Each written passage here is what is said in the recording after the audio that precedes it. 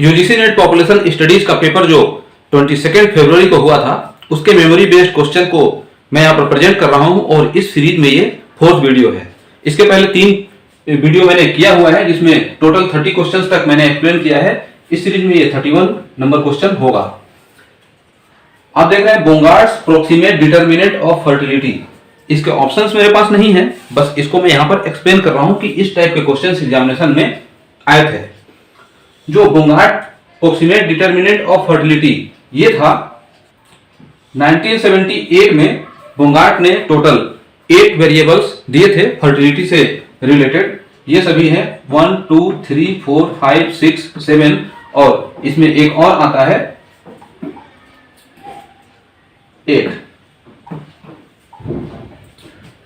बोंगार्ड and Robert Porter इन दोनों ने 8 वेरिएबल्स को डिफाइन किया था as a set of proximate determinant: index of marriage, index of non contraception, index of induced abortion and index of lactational infecundability. Examination में इन्हीं 4 के बारे में मैक्सिमम करके एग्जामिनेशन में क्वेश्चन पूछा जाता है, क्योंकि जो 8 वेरिएबल्स इन्होंने डिफाइन किए थे, इन 8 में बुक में लिखा मिलेगा आपको 96% जो इफेक्टिव है ये तीनों वेरिएबल्स होते हैं: CM, CC, CA and CI. इसके मीनिंग को भी देकर पूछा जाता है कि सीएम क्या डिनोट करता है, सीसी क्या डिनोट करता है, सीए क्या करता है और सीआई करता है। तो सीएम यहां पर ये मैरिज से हो जाएगा, सीसी ये नॉन कॉन्ट्रासेप्शन हो जाएगा, सीए इंड्यूस्ड यहां पर एबॉर्शन हो जाएगा, सीआई ये इनफेकंडेबिलिटी हो जाएगा। ये आपको याद रखना चाहिए।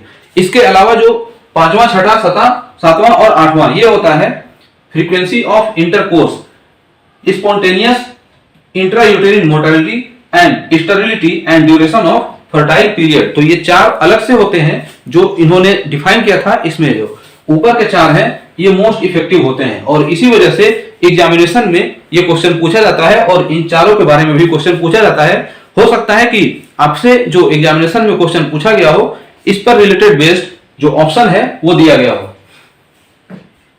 32 number, civil registration system includes birth, death, migration and marriage. ये 4 ऑप्शन दिए हुए हैं और इन्हीं चारों में से कुछ ऐसा इस क्वेश्चन को देख के समझ में आता है कि यहां से इस तरीके से चूज करने के लिए दिया गया होगा कि only A is correct, A B C correct, A B C and D correct. कुछ इस तरीके से ऑप्शन दिया होगा, मतलब मल्टीपल चॉइस इसमें करना होगा।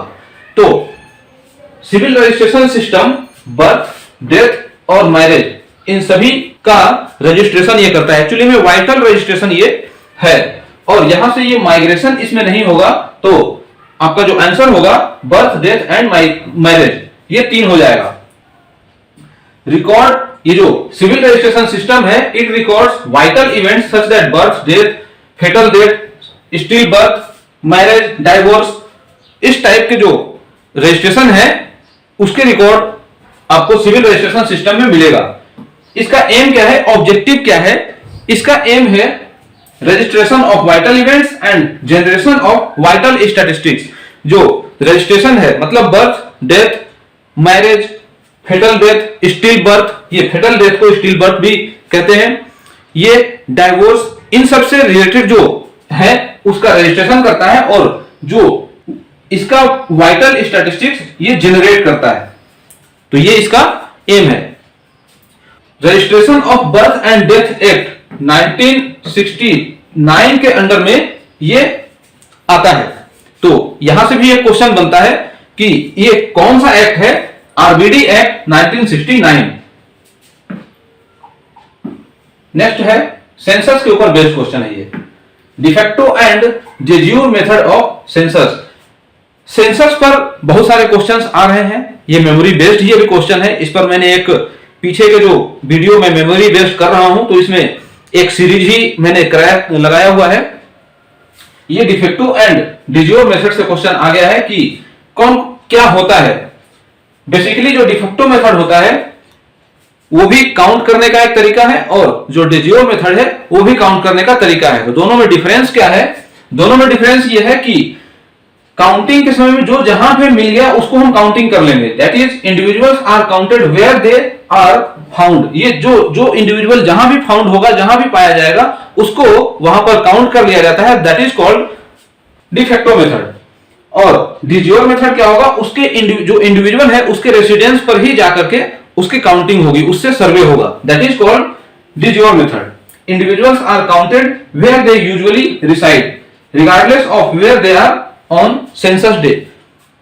तो de facto method and de jure method, ये दोनों का एक आइडिया है, यहां से आप समझेंगे। De facto method was followed both in England and India till 1931 census तक ये डिफेक्टो मेथड यूज हुआ करता था। नेक्स्ट क्वेश्चन है, ये ग्लोबल हंगर इंडेक्स से क्वेश्चन है। Which are included in measuring global hunger index. तो ग्लोबल हंगर इंडेक्स में अंडर न्यूट्रिशन ये भी मेजर किया जाता है, स्टंटिंग ये भी आता है, और चाइल्ड मोर्टेलिटी ये भी आता है। इसमें ओवरवेट नहीं आता है। तो यहां पर क्या है, विच आर इंक्लूडेड, तो ए, बी एंड डी ये तीनों इंक्लूड होगा, बट ओवरवेट इंक्लूड नहीं होगा। इसको हम समझेंगे कैसे, यहां पर एक मैंने लेक्चर तैयार किया था एनएफएचएस पर, और उसी में इस स्लाइड को मैंने लगाया था, और उस स्लाइड को भी यहां पर फिर से मैंने लगाया है समझाने के लिए। माइल न्यूट्रिशन एंड जीएचआई, ये जो फिगर देख रहे हैं नॉर्मल, ये एक नॉर्मल हाइट एंड वेट है। Wasting low weight for height, stunting low height for age and underweight low weight for age. इनके इस स्ट्रक्चर से आपको समझ में आता है कि ये जो पर्सन है ये ऑन एन एवरेज बिल्कुल नॉर्मल है। इसके अलावा वेस्ट है, wasting low weight for height, इसकी जितनी हाइट है उसके अकॉर्डिंग इसका वेट नहीं है। स्टंटिंग का मतलब लो हाइट फॉर एज, इसकी जितनी एज है उसके अकॉर्डिंग इसका हाइट नहीं है। और अंडर वेट का मतलब कि लो वेट फॉर एज, जितना उसका एज है उसके अकॉर्डिंग इसकी वेट नहीं है। तो ये तीन इसका टेक्निकल टर्म है और ये नॉर्मल है। आप यहां पर देख रहे हैं malnutrition and GHI, undernourishment, child wasting, child stunting, child mortality and child underweight, इन सभी को इसके अंदर में लिया जाता है, माल न्यूट्रिशन के अंदर में। और इसी से जीएचआई ग्लोबल हंगर इंडेक्स भी कैलकुलेट होता है। Under nourishment whose caloric intake is insufficient, उसको जितना कैलोरी मिल रहा है बट वो इनसफिशिएंट है। चाइल्ड वेस्टिंग, यहां पर मैंने बताया चाइल्ड वेस्टिंग, चाइल्ड स्टंटिंग ये है child mortality, a reflection of the fatal mix of इनएडिक्वेट nutrition and unhealthy environment. ये चाइल्ड मोर्टेलिटी का जो मतलब है कि sufficient calorie and fatal environment, इसके बावजूद मोर्टेलिटी हो रही है, जिससे कि इनएडिक्वेट न्यूट्रिशन, उसको न्यूट्रिशन उस लेवल की नहीं मिल पा रही है जिससे उसका हेल्दी एनवायरनमेंट वो नहीं गेन कर पा रहा है, वो हेल्दी नहीं हो पा रहा है, जिससे उसकी डेथ हो जा रही है। That is child mortality. And child underweight मतलब यही हुआ कि लो वेट फॉर एज, उसकी जितनी एज है उसके अकॉर्डिंग उसका वेट नहीं है। तो जो जीएचआई में जो क्वेश्चन था मेजरिंग ग्लोबल हंगर इंडेक्स, तो अंडर न्यूट्रिशन होगा, स्टंटिंग होगा एंड चाइल्ड मोर्टेलिटी होगा, बट ओवरवेट नहीं होगा। इसमें हम अंडरवेट लेते हैं, तो इस अंडरवेट की जगह पर क्या लिखा है, ओवरवेट लिखा है। इसमें एक और आप देख सकते हैं SDG 2, it aims to end hunger, achieve food security and improve nutrition and promote sustainable agriculture. ये सस्टेनेबल डेवलपमेंट गोल का ये सेकंड नंबर गोल है, और फर्स्ट गोल है no poverty and second goal है no hunger, which is included in body mass index. ये जो ऊपर में मैंने अभी समझाया, जो एक स्लाइड बना हुआ है, ये वही स्लाइड है और वहीं से ये क्वेश्चन बन रहा है कि ये बॉडी मास इंडेक्स क्या होता है। Basically body mass index is a measurement of a person's weight with respect to his height. आप इसको यहां से समझ सकते हैं, लो वेट फॉर हाइट, इसको वेस्टिंग कहा जाएगा।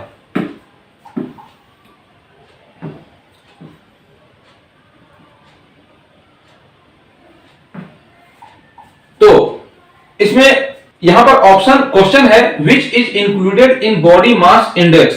तो यहां पर 4 इसके कंपोनेंट होते हैं बॉडी मास इंडेक्स के, underweight, healthy weight, overweight and obesity.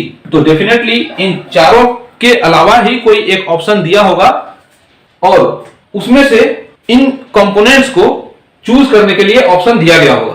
तो बॉडी मास इंडेक्स में underweight, healthy weight, overweight and obesity इसको मेजर करते हैं और ये बॉडी मास इंडेक्स बेसिकली हमें एज के अकॉर्डिंग वेट बताता है। नेक्स्ट क्वेश्चन है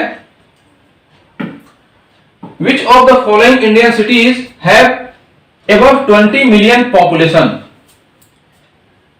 इस क्वेश्चन में सोर्स नहीं दिया गया है अकॉर्डिंग टू 2011 और according to current data.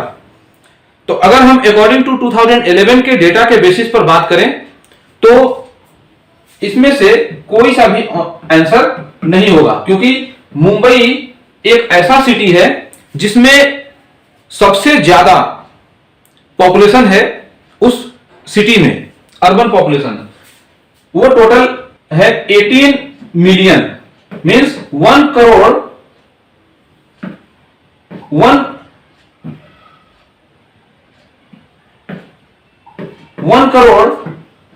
80 lakh, total 18 million इसमें पॉपुलेशन है। इसके बाद न्यू दिल्ली का नंबर आता है, देन कोलकाता। तो आप ऐसे याद रख सकते हैं, यहां पर 18, ये 16 एंड ये 14। तो टोटल 3 ऐसे सिटी हैं जहां का पॉपुलेशन 20 मिलियन भी नहीं है अकॉर्डिंग टू 2011 सेंसस। तो इस बेसिस पर अगर ये 2011 के सेंसस के बेसिस पर अगर हम बात करें तो यहां पे ये आंसर तो नहीं होगा। चेन्नई का पॉपुलेशन यहां पर आप देख सकते हैं 8.7 मिलियन, यहां पे मैंने अरेंज कर दिया है। टोटल ऐसे 9 सिटीज हैं जिनके पॉपुलेशन टोटल 4 मिलियन से ज्यादा है। 40 लाख से ज्यादा वाले जो सिटीज हैं वो टोटल 9 है, जिसमें सबसे मैक्सिमम है Mumbai 18.4 million, Delhi 16.3 million, Kolkata 14.1 million, similarly Chennai, Bangalore, Hyderabad, Ahmedabad, Pune and Surat. तो सबसे लास्ट में सूरत आता है 4.6 मिलियन के साथ में, मतलब 46 लाख। ये टोटल 9 सिटीज हैं और इसके अकॉर्डिंग तो ये आंसर नहीं होगा। अगर करंट डेटा की बात करें, अगर वर्ल्ड पॉपुलेशन प्रोस्पेक्ट पर भी जाए तो वहां पर मुझे सिटी का कोई डेटा नहीं मिला, इंडिया का रिस्पेक्ट में मिला, जिसमें कि ये लिखा गया है कि 2030 में इंडिया टॉप पॉपुलस कंट्री हो जाएगा और चाइना को वो सरपास कर जाएगा। तो उस डेटा को भी मैंने यहां पर अरेंज किया है।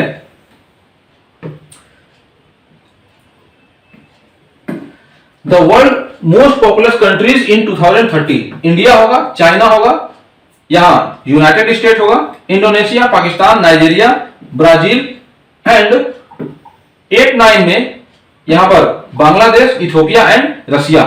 तो 10 नंबर पर रशिया हो जाएगा और पॉपुलेशन साइज में, और फर्स्ट नंबर पर इंडिया होगा। मैं एक बार और बता दूं कि अगर मैं एरिया में बात करूं तो रशिया का सबसे नंबर 1 पर आता है एरिया में। पूरे वर्ल्ड में सबसे बड़ा जो क्षेत्रफल है वो रशिया का है और इंडिया है 7th नंबर पर। बट पॉपुलेशन में क्या हो जाएगा, पॉपुलेशन में इंडिया फर्स्ट नंबर पर हो जाएगा और रशिया 10 नंबर पर, ये 2030 में होगा। नेक्स्ट क्वेश्चन है बुचारेस्ट कॉन्फ्रेंस, हो सकता है कि ये ईयर पर बेस्ड क्वेश्चन होगा कि बुचारेस्ट कॉन्फ्रेंस कब हुआ था। तो ये इन 1974, और सभी को मालूम है कि जो बुचारेस्ट है वो रोमानिया में है। तो बुचारेस्ट कॉन्फ्रेंस 1974 में हुआ था और ये रोमानिया में है। इसमें एक और भी बात मैं बता दूं कि इसका ऑफिशियल नेम क्या था, कॉन्फ्रेंस। और बाद के समय में ये ऑर्गेनाइजेशन वर्ड से रिप्लेस हो गया। तो जब ये हुआ था, जब ये कॉन्फ्रेंस हुआ था, तो उस समय इस कॉन्फ्रेंस का नाम क्या था? Conference on security and cooperation in Europe. इसको CSCE के नाम से जानते हैं शॉर्टकट में। और इस सी के जगह पर ये जो पहले वाला सी है, इसके जगह पर ऑर्गेनाइजेशन हो गया और इसका नाम अब रीनेम कर दिया गया था बाद में। CSCE was later renamed as Organization for Security and Cooperation in Europe। तो बुचारेस्ट का ये इंफॉर्मेशन है। यहां से डेफिनेटली कुछ जो ऑप्शन बने होंगे वो इसी टाइप के बने होंगे कि ये कब हुआ था। नेक्स्ट क्वेश्चन है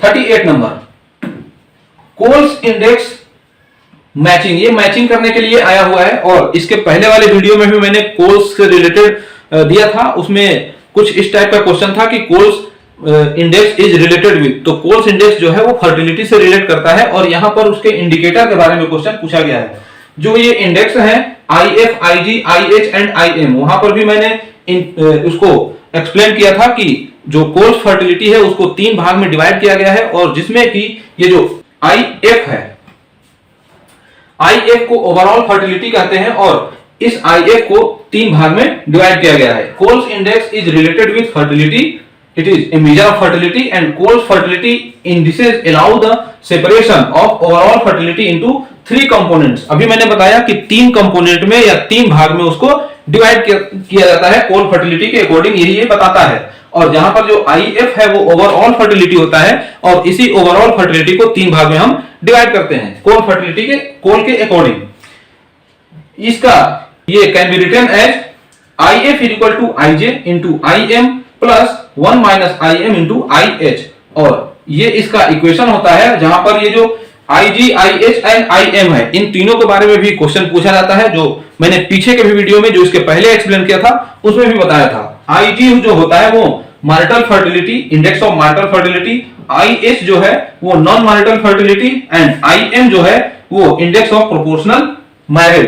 तो ये एक जनरल आइडिया है जो कोल फर्टिलिटी से रिलेटेड है और इससे ज्यादा भास्ट में क्वेश्चन बहुत कम बार देखा हूं और मैक्सिमम बार इतना ही से इंफॉर्मेशन से क्वेश्चन पूछा जाता है। डेफिनेटली यहां से जो क्वेश्चन पूछा गया है वो आपसे ये पूछा गया है IF, IG, IH and IM। तो हो सकता है कि जो IG, IH, IM और यहां पर मैं IF ये लिखा हुआ है तो ये मैच करने के लिए दिया होगा कुछ इस तरीके से कि IF, IG, IH and IM,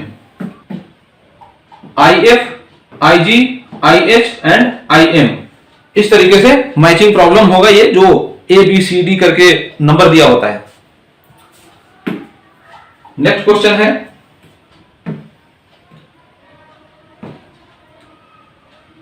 ये बैलेंसिंग इक्वेशन से रिलेटेड क्वेश्चन है, डेमोग्राफिक बैलेंसिंग इक्वेशन और पॉपुलेशन चेंज। ये क्या होता है?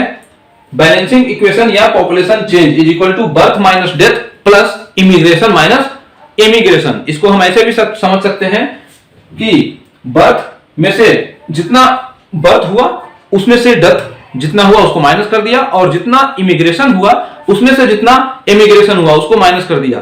एक तो तरीका ये हो गया समझने का और दूसरा तरीका ये हो गया कि जो पॉपुलेशन चेंज है किसी भी कंट्री में, अगर वो ये जो कंट्री का डेमोग्राफिक बाउंड्री है, एडमिनिस्ट्रेटिव बाउंड्री भी कह सकते हैं ये है, तो पॉपुलेशन चेंज क्या होगा कि यहां पर जो बर्थ हुआ और बाहर के देश से जो इन माइग्रेशन हुआ, इमिग्रेशन, तो बर्थ प्लस आई ये हो गया और माइनस यहां पर जो डेथ हुआ और उसके अलावा ऐसे लोग जो कि यहां से माइग्रेट हो गए, मतलब आउट माइग्रेशन हो गए, तो प्लस ई।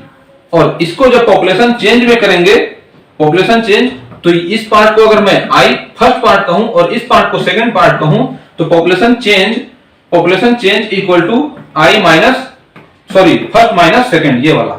तो इसको भी इसी तरीके से लिखा गया है, population change equal to birth plus immigration and minus death plus immigration. और ये जब प्रोसेस होगा तो इसको हम पॉपुलेशन में गेन कहेंगे, गेन इन पॉपुलेशन, और ये जो प्रोसेस होगा तो लॉस इन पॉपुलेशन, और इन दोनों के जो माइनस करेंगे तो ये क्या होगा? पॉपुलेशन चेंज या demographic balancing equation. Next question है 40 नंबर और इस सेशन का ये लास्ट क्वेश्चन होगा। यहां पर मैचिंग करने के लिए दिया गया है neonatal early neonatal, post neonatal and infant mortality. तो बेसिकली इस क्वेश्चन के अकॉर्डिंग क्या है कि न्यूनेटल क्या है, तो न्यूनेटल किस बेबी को कहेंगे 0 से 28 डेज, या इसको सिंपल हम 1 मंथ भी कर सकते हैं कि विद इन 1 मंथ के जो बेबी होंगे उनको कहेंगे न्यूनेटल। अब इस न्यूनेटल को 2 पार्ट में डिवाइड किया गया है, early neonatal and post neonatal. तो अर्ली न्यूनेटल क्या होगा 0 से 7 डेज, और पोस्ट न्यूनेटल को 7 के बाद 7 डेज से 28 डेज। और इन्फेंट ये यहां पे मोर्टालिटी शायद नहीं होना चाहिए क्योंकि यहां पर उनके एज के अकॉर्डिंग क्वेश्चन पूछा गया है। तो इन्फेंट किसको कहेंगे 0 से 1 ईयर। तो ये आपका मैचिंग हो जाएगा, आपको ऐसे ही मैच करने के लिए दिया होगा A1, B2, C3 इस तरीके से, शायद इस तरीके का क्वेश्चन होगा। जब ये हमारे पास जो ओरिजिनल पेपर आएगा, जब ये पेपर वेबसाइट पर आएगा उस समय हम देखेंगे कि एक्चुअल में क्वेश्चन क्या था। फिलहाल यहां पर इस तरीके का ये शेड्यूल बन रहा है। इसके पीछे के भी वीडियो में ये इन्फेंट मोर्टालिटी से रिलेटेड क्वेश्चन था, एक्चुअली न्यूनेटल मोर्टालिटी से रिलेटेड क्वेश्चन था, और वहां पर भी मैंने इस जो फिगर है इसको मैंने एक्सप्लेन किया था और इसके पहले भी एक्सप्लेन किया था। तो यहां पर मुझे इसको दोबारा एक्सप्लेन करने की जरूरत नहीं है, ये एक चार्ट है और इसमें इसी के बेसिस पर आप इन सभी चीजों को समझ सकते हैं, कॉन्सेप्ट से लेकर के बर्थ होने के प्रोसेस तक, और बर्थ होने के बाद 1 ईयर के बीच जो भी बेबी के साथ में जो घटनाएं घटेंगी, जो मोर्टालिटी को प्राप्त होगा, उससे रिलेटेड जो टर्मिनोलॉजीज है आपको इस इतने चार्ट से समझ में आ जाएगा।